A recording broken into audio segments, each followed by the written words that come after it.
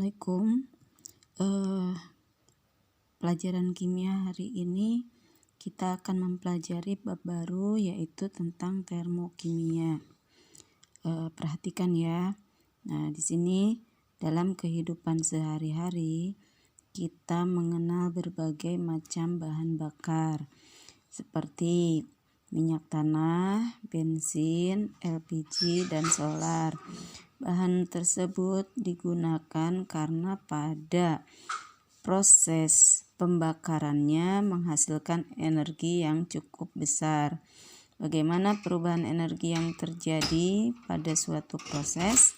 Nah, untuk menjawabnya, pada bab ini akan dibahas masalah-masalah yang berhubungan dengan energi seperti sistem dan lingkungan, perubahan energi, perubahan entalpi maksudnya, eksoterm, endoterm, energi ikatan, serta perhitungan-perhitungan energi pada reaksi kimia. Untuk memahaminya, perhatikan pembahasan berikut. Kita lihat gambar di bawah ini ya. Bentuk energi yang dimiliki setiap zat. Perhatikan gambar berikut dan sebutkan energi yang terkandung di dalamnya. Perhatikan, ini gambarnya. Energi yang terkandung di dalamnya ini adalah energi kinetik. Kemudian ini perhatikan, energi di dalamnya ini dinamakan energi listrik. Berikutnya, nih gambar matahari berarti energi matahari. Kemudian ini suatu bendungan, energi yang terkandung yaitu energi potensial. Ini energi kimia, dan yang terakhir adalah energi nuklir. Nah, untuk pembahasan berikutnya perhatikan, yaitu kita mempelajari subbabnya adalah perubahan entalpi. Banyak reaksi kimia yang melibatkan perubahan energi yang bisa langsung diamati. Contoh, bila kita memasukkan batu kapur ke dalam air, maka suhu air akan naik cukup tinggi.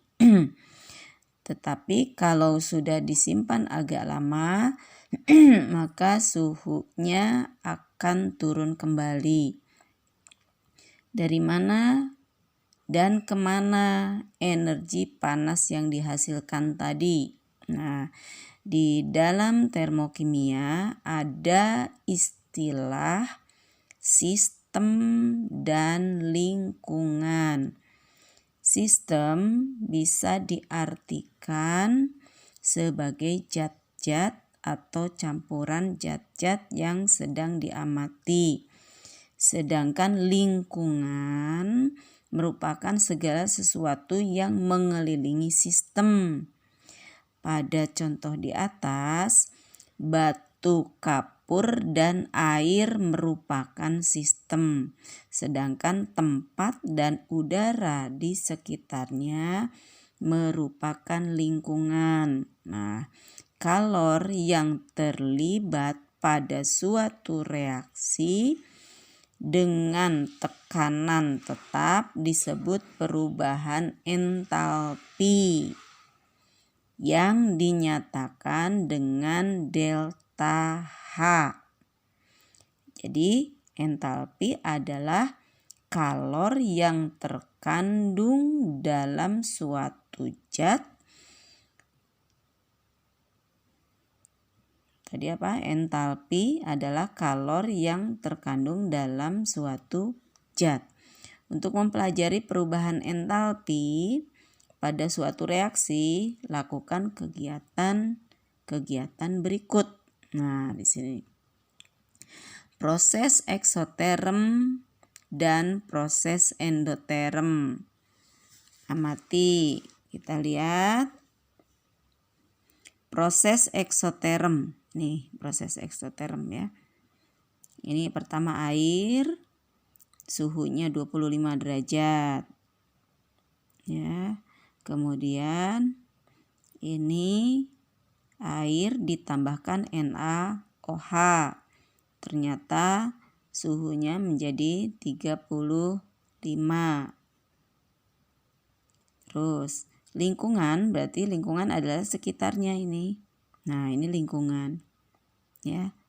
Berikutnya, setelah didiamkan, larutan NaOH suhunya 25 derajat. Nah, berarti air dan NaOH merupakan sistem, lingkungannya itu adalah tempatnya dengan udara sekitarnya, itu dinamakan lingkungan. Nah, ini prosesnya adalah eksoterm. Eksoterm itu adalah kalor dari sistem ke lingkungan. Makanya suhunya menjadi 35 derajat. Ya. Awalnya air itu kan 25 derajat. Setelah ditambah NaOH, ternyata suhunya 35 derajat. Setelah didiamkan, kembali suhunya 25. Berarti di sini ada kalor yang lepas dari sistem ke lingkungan.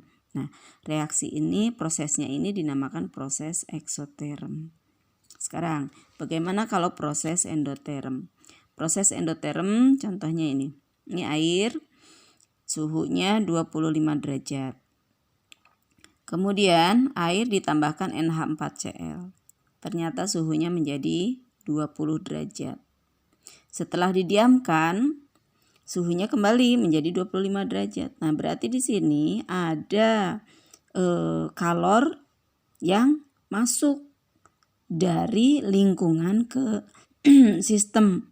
Makanya suhunya 20 yaitu menjadi 25.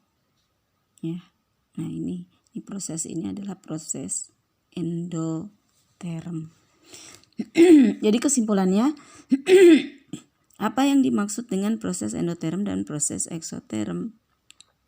Jadi proses eksoterm itu adalah proses perpindahan panas dari sistem